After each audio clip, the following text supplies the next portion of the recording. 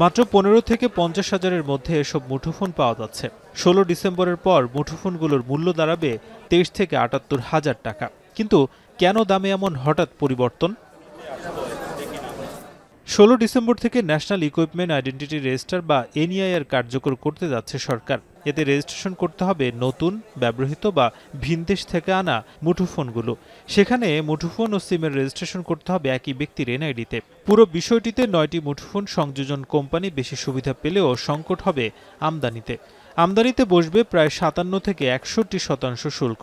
আকাশচুম্বী দামে ফোন বিক্রি করায় চ্যালেঞ্জ তৈরি হবে স্থানীয় মুঠোফোন বিক্রেতা ও ব্যবসায়ীদের জন্য। এমন সিদ্ধান্তে ব্যবসায়ী ও ক্রেতাদের মাঝে আছে মিশ্র প্রতিক্রিয়া। বিষয়টিকে সাধুবাদ জানালেও বিক্রেতারা বলছেন তাদের হাতে এখনও অনেক পরিমাণ মুঠোফোন আছে, যা ১৬ ডিসেম্বরের মধ্যে বিক্রি না হলে ব্যবসায়িক ক্ষতির মুখে পড়বেন তারা। মুঠোফোন আমদানিতে অতিরিক্ত শুল্ক ছোট করে দিতে পারে তাদের ব্যবসার পরিধি, তাই শুল্ক কমানোর দাবি তাদের।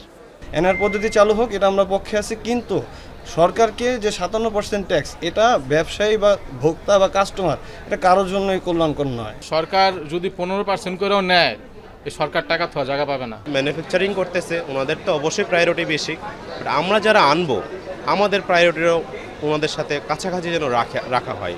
ক্রেতারা বলছেন অবশ্যই এই সিদ্ধান্ত কার্যকর করা জরুরি, কিন্তু অফিসিয়াল ফোন কিনতে যে অতিরিক্ত ব্যয় তা যেন কমিয়ে নাগালের মধ্যে নিয়ে আসা যায়, সেই প্রত্যাশা তাদের।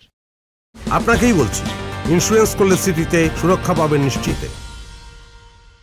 আমি মনে করি এটা একদিক থেকে ভালো, সরকারের যে রাজস্ব আয় হওয়ার কথা সেটা ভালো মতো হবে। ট্যাক্স অ্যাড করতে হবে, লিগ্যাল ওয়েতে ফোন ঢুকবে, এটা ঠিক, কিন্তু ট্যাক্সটা আমার মতে ব্যালেন্স করে ঢোকানো উচিত।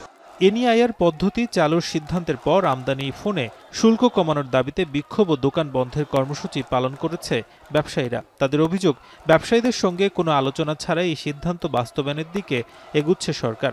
মোবাইল বিজনেস কমিউনিটি বাংলাদেশের সভাপতি জানান, শুল্ক কমানোর বিষয়ে কোনো আলোচনা ছাড়াই এমন সিদ্ধান্ত নিয়ে চিন্তিত তারা। আমি ট্যাক্স দিয়ে মাল আনতে চাই, এখন ধরেন ৫৭, ৫৮, ৫৯% যদি আমি দিই, ২ লাখ টাকার আইফোন তখন ৩ লাখ টাকার উপরে চলে যাবে। তো এই টাকাটা দিবে কে? ভোক্তা দিবে না? এই দেশের মানুষ কত % ট্যাক্স দিলে এই ট্যাক্স দিয়ে আনলে এই মোবাইলটা সে কিনে অবাধে ইউজ করতে পারে? আপনি সেইটা মাথায় রেখে আমাদেরকে নিয়ে বসে একটা ট্যাক্স নির্ধারণ করেন।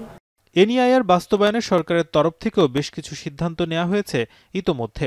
এর মধ্যে প্রবাসীরা ৬০ দিনের বেশি দেশে অবস্থান করলে তাদের ফোন নিবন্ধন করতে হবে। বিএমইটি রেজিস্ট্রেশন কার্ড থাকলে ৩টি ফোন আনা যাবে বিনা শুল্কে, আর কার্ড না থাকলে আনা যাবে ২টি। এছাড়া বৈধ আইএমইআই ফোনগুলোর স্বয়ংক্রিয় নিবন্ধন হবে বলে জানায় সরকার। আমদানিতে ট্যাক্স কমানোর ব্যাপারে এনবিআর এর সঙ্গে আলোচনা চলছে বলে জানান প্রধান উপদেষ্টার বিশেষ সহকারী। যেগুলো স্টকে আছে সেগুলোকে কিভাবে বৈধতা দেওয়া যায় সেই ব্যাপারে আমরা বাণিজ্য মন্ত্রণালয় এবং এনবিআর এর সাথে কথা বলছি। সেই বিষয়টা আমাদের এখতিয়ারের বাইরে। এনবিআর বাণিজ্য এবং অর্থ মিলে সিদ্ধান্ত নেবে, তারা সিদ্ধান্তের জন্য আমাদেরকে সময় দেবে। আমরা সিগনিফিকেন্টলি কমানোর পক্ষে বলেছি।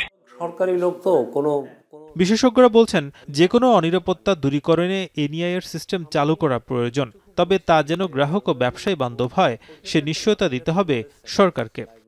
দেশের স্বার্থে, নিরাপত্তার স্বার্থে, ব্যবহারকারীর নিরাপত্তা এবং আইডেন্টিটির স্বার্থে এটা সবার জন্য একত্রিতভাবে কাজ করা উচিত। বিটিআরসির একটা বড় রোল আছে আস্থার জায়গা তৈরি করা, মোবাইল অপারেটরদের একটা রোল আছে তাদের সবার আস্থার জায়গাটা তৈরি করা। সো আস্থা যখন পাবে তখন আর আসলে এটা বিভ্রান্ত হওয়ার কিছু নাই। ঠিক আর কিছুদিন পরই এনইআইআর সিস্টেম চালু করতে যাচ্ছে বিটিআরসি। তবে বিদেশ থেকে বাংলাদেশে যে সেটগুলো সেগুলো আনার ক্ষেত্রে কত শতাংশ রাজস্ব দিতে হবে সেটা এখনও নির্ধারিত হয়নি, যদিও ব্যবসায়ীদের দাবি সেটা যাতে সহনীয় মাত্রায় থাকে। নাজমুস সাকিব, এখন, ঢাকা।